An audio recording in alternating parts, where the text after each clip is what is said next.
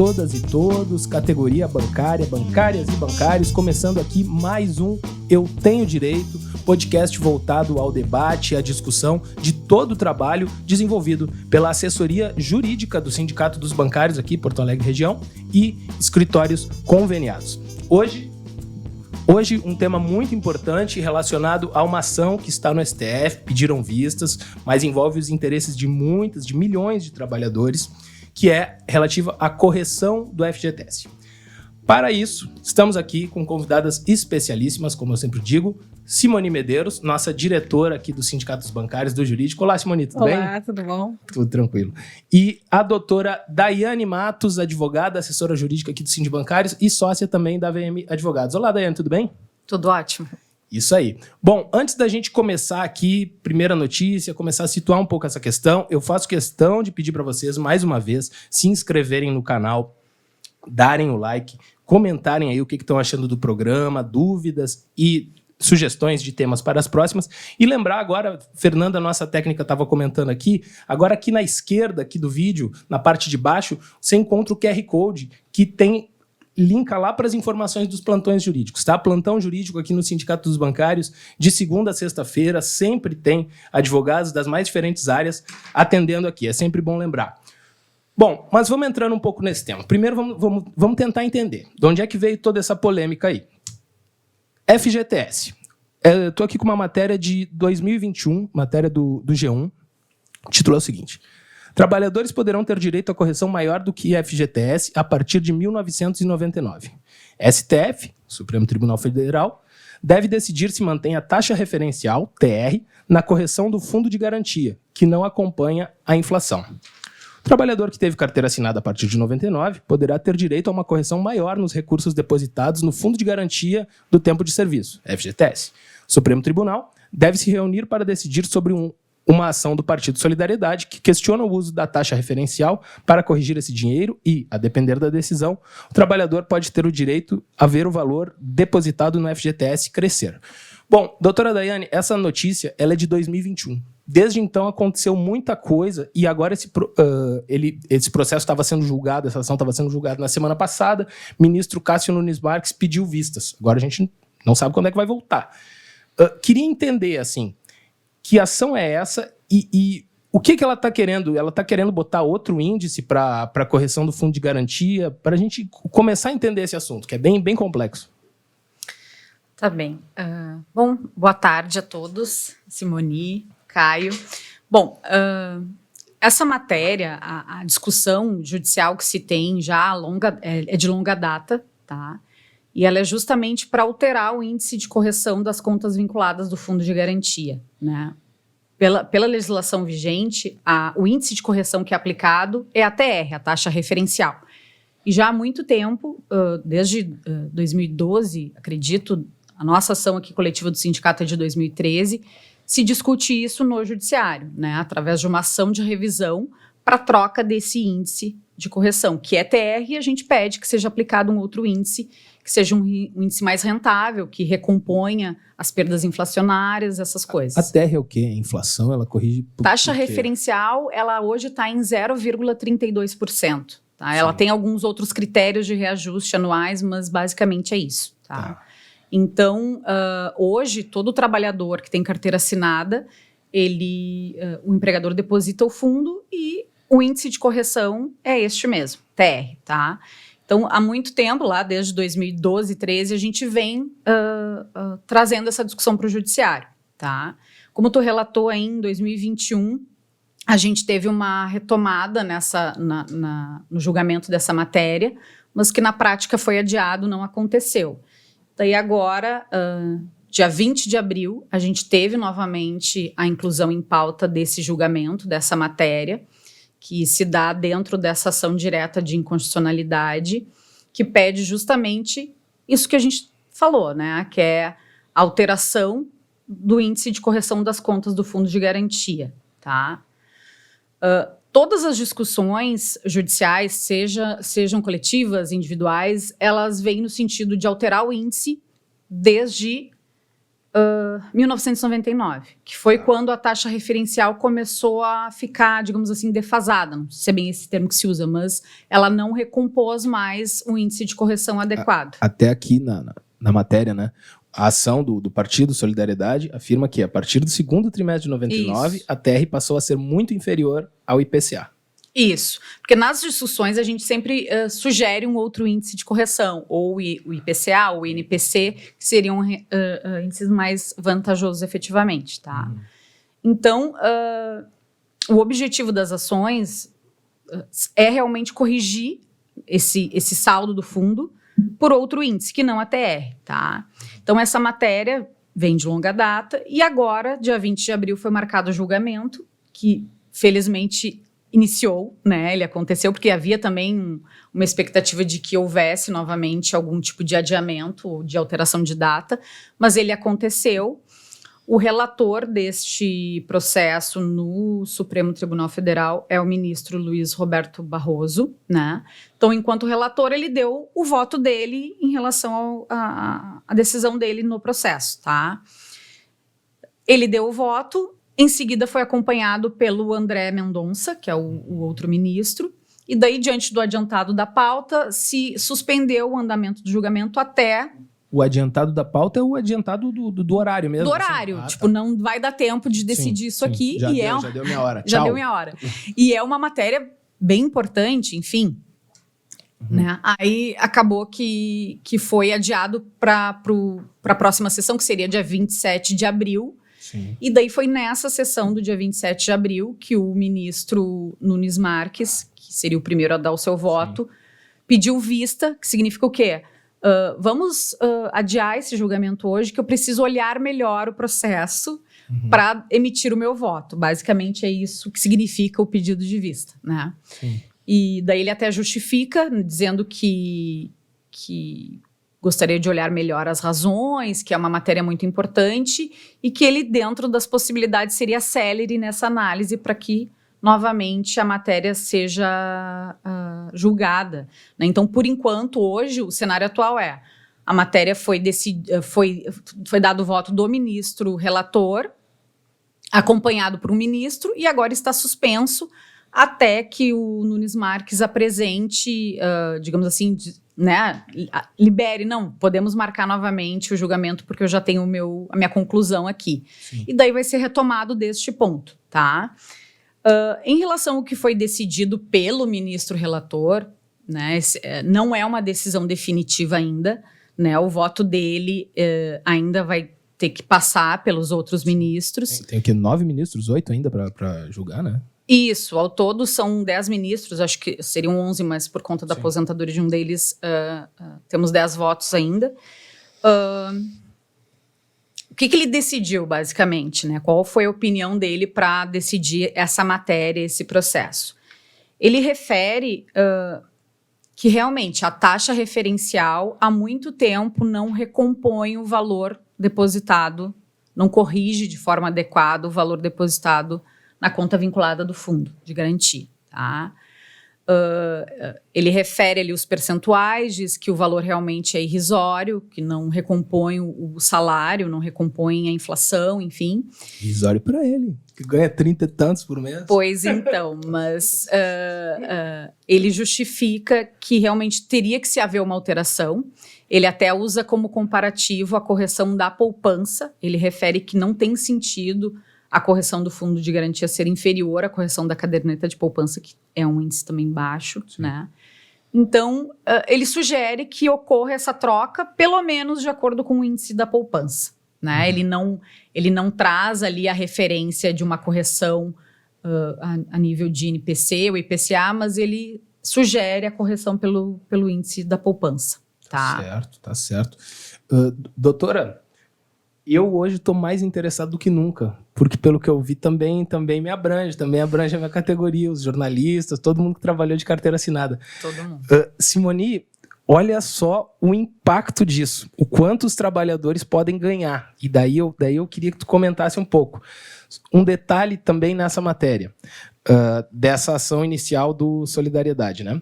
Citam o DIEESE, os números do DIEESE, que mostram uma perda de 48,3% nas contas do FGTS em relação à inflação entre 99 e 2013. Não vem nem até 2021. Só até 2013 já tem uma diferença, uma perda, né, de 48,3%. A gente tem muito a ganhar, então, Simone? Com certeza, se a gente tivesse uma decisão positiva quanto a esses valores anteriores, né, aos valores de 99 para cá, seria uma decisão que registraria de forma justa, né, aquele valor tão necessário, porque, na verdade, o fundo de garantia, ele é um direito do trabalhador que ele vem em substituição daquele... que antigamente, quando a lei surgiu, ela surgiu para substituir a garantia de emprego, né? Sim. A estabilidade. A estabilidade de 10 anos que se tinha. Então, no governo militar se substituiu pelo FGTS. E perdas no índice do FGTS significam muito, porque pensa, se nós não reajustamos de acordo com um índice que seja bom para o trabalhador, no caso de uma demissão ou de uma aposentadoria, o valor que o trabalhador recebe para se manter ou para se garantir, claro, como é o fundo, ele se torna insuficiente. É como dizer assim, ó, eu não repus no teu salário esse ano nada nem próximo da inflação, eu te repus quase nada, e tu vai no supermercado comprar com esse valor. Né? É uma coisa praticamente... Na prática, o meu salário diminuiu. Exatamente. Né? Nesse caso aí. Exatamente. Na prática, o teu ganho diminuiu. Sim. Então, é muito importante. Com certeza, esse índice aí, ele tem o seu sentido, a sua necessidade, né? Sim. Exatamente. A pessoa justamente perde o poder aquisitivo de compra, né? Exato. Bem como tu colocou. E até de sobrevida, né? Porque quando tu te aposenta, tu tens... porque a nossa realidade, principalmente depois de algumas alterações na lei trabalhista, né, é que a nossa aposentadoria, quando chega, a gente já está com alguns gastos a mais consideráveis, né? Totalmente. Seja de saúde, principalmente de saúde. Então, esse fundo ele garantiria uma aposentadoria tranquila, né? Minimamente uma aposentadoria com saúde, com bem-estar. E se ele está com um índice extremamente defasado, isso não acontece. É verdade. Sim. E o trabalhador não para de perder recursos nessa brincadeira aí, né? Não. Eu queria ver, doutora, assim, não teria como a gente colocar como critério de reajuste para o FGTS, ou se isso seria via legislação, não seria via julgamento do STF, no caso, o IPCA, o INPC, que são índices que a gente está mais acostumado a lidar no nosso dia a dia do que a TR, que também, como a gente colocou aqui, está defasada? No próprio voto do ministro relator, ele evolui no entendimento do que poderia ser feito, né? Então, o voto dele é no sentido de alterar o índice de correção, mas daqui para frente, né? Então, o julgamento iniciou em abril, agora, dia 20 de abril. Então, se for confirmado esse entendimento dele, de que é possível alterar o índice, equiparar a correção da poupança a partir de agora, todo o passado fica descoberto, né? Sim. Então, na própria decisão dele, ele fala que em relação ao prejuízo passado, né, caberia ao legislativo estabelecer alguma lei, alguma alteração nesse sentido para esse período para trás, ou até mesmo algum tipo de negociação coletiva com o governo, tá? Então, ele não sugere algumas opções e tira, né, do judiciário essa responsabilidade. Mas é um temor, assim, também de que numa canetada. Pô, vou pagar para todo mundo aquilo que teriam direito, mudando o índice, a partir de 99 para cá, para todo mundo que tem carteira assinada. Todas as categorias, milhões e milhões de trabalhadores. Esse receio também é por ver o impacto financeiro disso, assim, para, digamos assim, legislem aí, por favor. É nesse sentido? Pode ser, né? A gente, esse tipo de entendimento do judiciário, ele não é novo. Né? Isso já aconteceu em outras circunstâncias, como o caso da desaposentação, por exemplo, né? Sim. Que era quando os aposentados pediam a revisão da sua aposentadoria para incorporar os valores pagos depois de aposentado, aqueles que ainda estavam na ativa, para receber uma aposentadoria melhor. Então, nessa matéria, na ocasião, os nossos tribunais superiores falaram assim, olha, não é possível, porque não existe lei prevendo essa possibilidade. Então, cabe ao legislativo estabelecer alguma legislação que determine isso. Né? Então, isso não é novo. Né? Essa conclusão e esse desfecho que pode acontecer nas ações de correção do Fundo de Garantia, tirando a responsabilidade de decisão do judiciário para trás e jogando para o legislativo, até mesmo para o executivo, o futuro, né? Não é novo e realmente pode se confirmar. Né? Hoje, como esse julgamento está suspenso, a gente tem algumas expectativas. Né? Então, como a gente já teve acesso ao voto do relator, um ministro já acompanhou, a gente acredita que os demais votos não vão ser tão diferentes disso. Tá? Claro que pode vir um voto totalmente favorável, né, para o trabalhador, no sentido de, não, tira a TR, bota outro índice, daqui a pouco até pode lançar um outro índice que não seja o da poupança, e paga desde 99, que foi quando a TR começou a ficar defasada. Pode vir um voto nesse sentido. Né, e daí aí vão votar e uma das duas decisões vai prevalecer. Né? Então, ainda nada está decidido. O que a gente está falando aqui são realmente as possibilidades. Né? Apesar de não ser tão boa para o trabalhador, me parece que o voto do ministro Barroso vai prevalecer, porque ele dá um jeito, né? Ele não nega totalmente, mas ele dá parcialmente, né? Ele diz, não, para trás não temos o que fazer, justamente, ele até justifica no voto dele, né? A questão do erário, enfim, da onde vai surgir. Orçamentário, de onde é que vai sair o dinheiro? De onde vai sair esse recurso. Mas daqui para frente vamos pensar num outro índice, que também não é o índice mais adequado, mas vai ter alguma mudança, e daí esse passivo de 99 para cá caberia daí ao legislativo fazer alguma coisa. Mas sim, respondendo a tua pergunta, é possível, né? Daqui a pouco se cria alguma lei nesse sentido para resolver esse passivo, que ficou de 99 até uma possível revisão, ou até se troca o índice de correção efetivamente, né? Não para esse que vai ser definido, mas a decisão dele, ela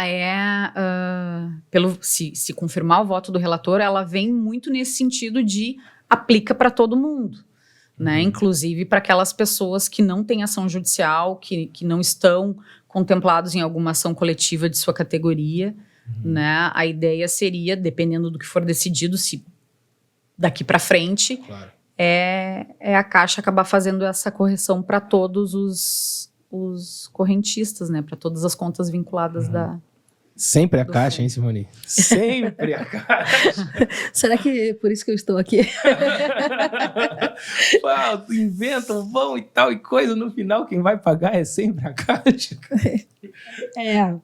No fim, quem vai pagar lá na ponta é quem está trabalhando na Caixa, o trabalhador da Caixa, né? Aquele que está lá, que teve durante toda a pandemia segurando a bronca. Enfim. Agora está pagando Bolsa Família. Exatamente. Já. Enfim, a Caixa como banco público sempre vai ser essencial para todo o povo brasileiro, né? Então, esse é mais um exemplo da necessidade de manter a Caixa 100% pública, pelo bem comum de toda a população, é o melhor. E tem funcionários exemplares, né? Na verdade, não é puxando assado, mas é porque a gente vê... Não, mas tem que valorizar. A gente vê no dia a dia, a gente está dentro da agência, a gente está dentro dos setores da Caixa, e a gente vê com com a quantitativo de funcionários que não é o ideal, Sim. né? A Caixa, os funcionários conseguem... Uma rede de agências que às vezes está pequena, né? Frente ao tamanho da necessidade do povo, né? Às vezes, o cara imagina, aqui acolá poderia ter mais agências da Caixa, né? A Caixa, ela encolheu no último governo, né? Em termos de pessoas e de lugares, de agências. Então, acho que agora a gente tem que ter uma retomada disso, porque é muito importante para todas essa parte social que a Caixa desempenha, né? A Caixa todas as ações sociais do governo se dão através da Caixa. Então, é muito importante. E nesse caso do FGTS, sim, vai ser o trabalhador lá que vai segurar a bronca, com certeza, mas eu tenho muita fé de que a gente, na nossa luta, a gente consiga pelo menos recolocar um quantitativo de funcionários ideal para poder enfrentar mais esse desafio. Aliás, temos muitos desafios no atual governo em que a Caixa vai ser protagonista, né? Então, temos que... Essa luta é uma luta extra que nós temos. É isso aí. Um abração aí para todos os empregados e empregadas da Caixa. Inscrevam-se no canal vocês também. Queria voltar aqui com a Daiane. O STJ, Supremo Tribunal de Justiça, né, que está abaixo do STF, ele já tem um posicionamento relacionado a esse índice de correção, não é, doutora? Que a gente estava falando antes. Sim. Na verdade, a gente teve um julgamento pelo Superior Tribunal de Justiça dessa matéria, dentro de uma ação afetada por eles, né, que, na verdade, de competência, análise e julgamento deles, e ela foi decidida lá em 2018, no sentido de que não é possível trocar o índice de correção, substituir a TR por outro índice para a correção das contas vinculadas do fundo, porque não existe legislação prevendo essa outra possibilidade. É tudo jogando para os legisladores. Isso, é outro exemplo. Né? Eu trouxe a desaposentação, mas o próprio STJ já se colocou nesse sentido. Na época foi o julgamento de um tema de repercussão geral, se eu não me engano era 730. Deixa eu ver nas minhas colinhas. Legislar é difícil, falar mal do judiciário é fácil, né? Mas aqui era o tema 731 do STJ, que falava justamente isso, né? Que falava da troca do índice, e aquele Tribunal Superior entendeu que não era possível, por conta de ausência de lei. Quem faz a lei? Legislativo. Eu acho que a gente tem que fazer uma pressão, né, Caio? E a gente está acostumado a fazer pressão, né, no Legislativo. Né? Nós estamos acostumados, a gente, a nível municipal, a gente teve uma grande batalha agora há pouco, que foi das portas de segurança dos bancos. E eu acredito muito que na força do movimento sindical. Né? Eu acredito muito também nos nossos legisladores que lá estão também batalhando por nós, em que a gente tem que fazer esse trabalho de luta também para... E essa luta, até complementando o que tu está trazendo, Simone, essa luta acho que vai ser a saída. Né? Porque se a gente se confirmar no STF esse julgamento, esse voto no sentido de que daqui para frente, ok, altera o índice, mas para trás deixa como está, alguma coisa a gente vai ter que fazer. A base vai ter que fazer, né? Acho que alguns advocacies. O movimento ele vai ser importante, né? E assim, o judiciário, como a gente está dizendo, já nos deu esse modo de fazer já em outras circunstâncias. Sim. E a gente não fez nada. Né? Então, daqui a pouco, cabe ao movimento sindical, cabe à classe trabalhadora realmente pressionar quem ele precisa pressionar, né? No sentido de buscar alguma alternativa para esse período passivo que vai ficar para trás, possivelmente de 99 até hoje. Bom, eu acredito que tudo é possível, né? Tudo é possível. Eu tenho... Senão a gente não estava aqui, né? E só assim, acho que agora a Simone já vai pegando as dúvidas dos bancários, que aos poucos a gente já vai se aproximando aqui do final, mas só para dar um pouco da conjuntura dessa ação toda, né, que a Simone falou ali do movimento sindical. tudo isso teve origem uma ação direta de inconstitucionalidade do Solidariedade, que é um partido com íntima relação com a força sindical, né? Em que pese não seja aqui a linha aqui do sindicato, o sindicato aqui é afiliado à CUT, mas é uma ação do movimento sindical. Então já mostra toda a influência, o poder de mobilização do movimento sindical em diferentes frentes, digamos assim.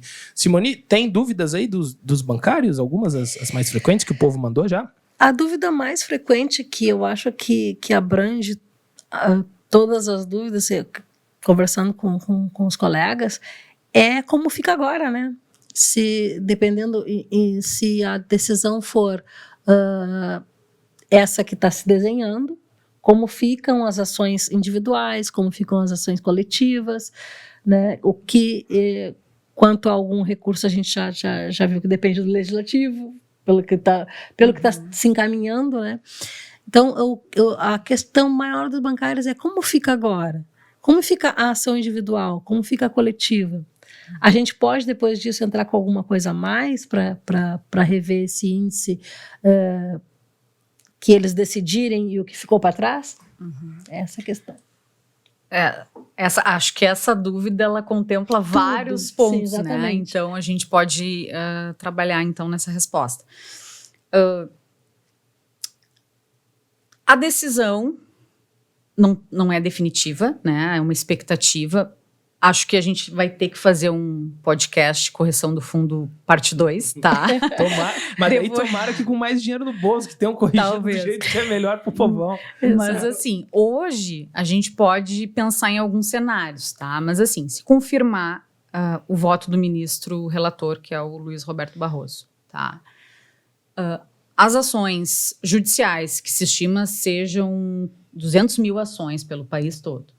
As ações judiciais, elas não serão contempladas por essa decisão. Significa o quê? Se ele decidir que tem que alterar o índice de correção a partir de agora, ela vai de encontro com o que está sendo discutido nos processos, que todos os processos estão suspensos, justamente aguardando essa decisão superior. Porque nas ações judiciais, coletivas ou individuais, o que se pede? Alteração do índice de correção desde 1999 até hoje e o pagamento das diferenças decorrentes, né? Independente do índice que for, né?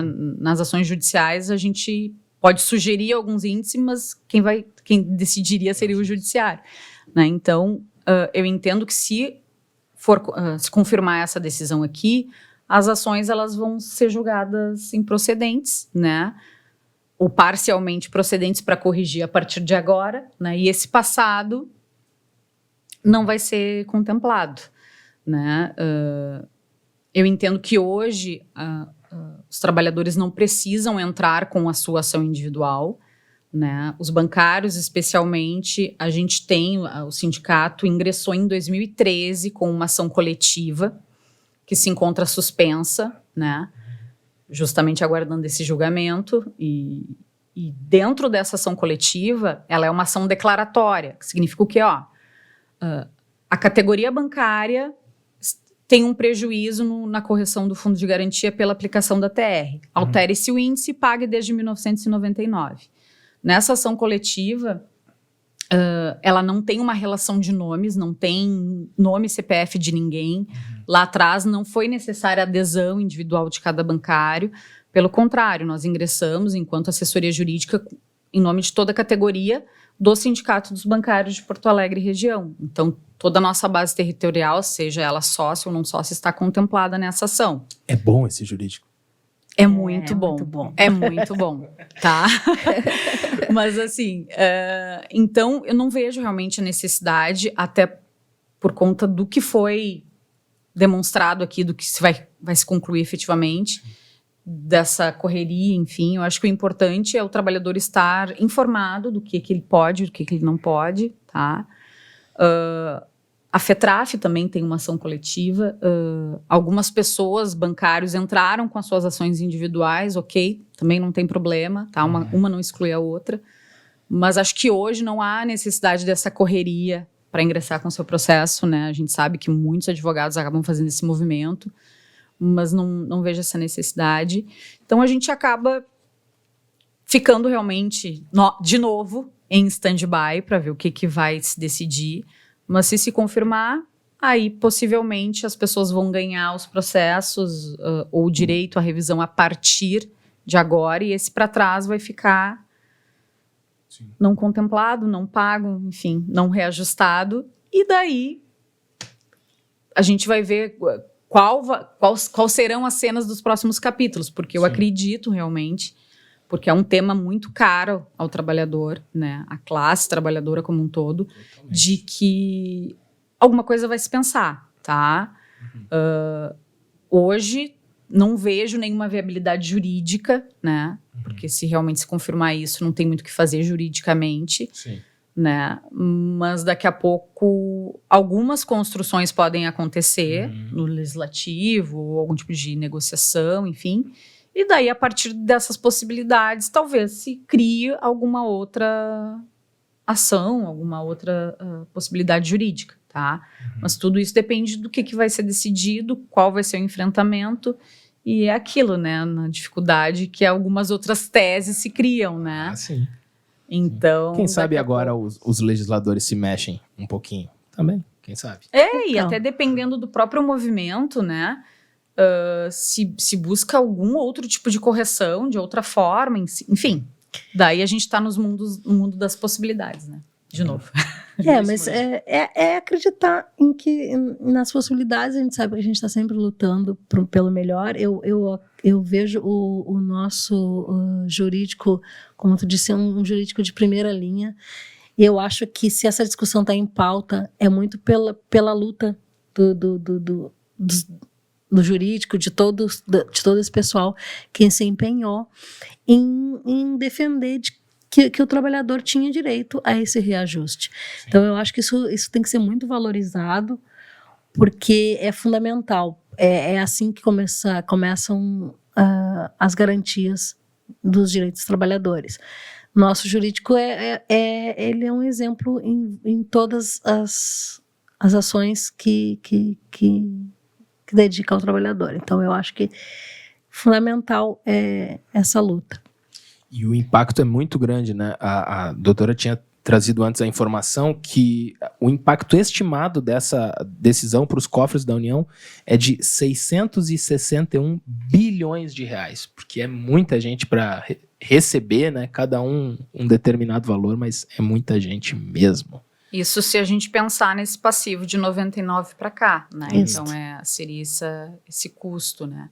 E a gente tem, claro, até pelo voto do relator, ele fala ali, né, que a decisão poderia ser, inclusive, aplicada de forma automática pela Caixa, né, para corrigir as contas do fundo a partir de agora para todos os trabalhadores, independente se tem ação ou não.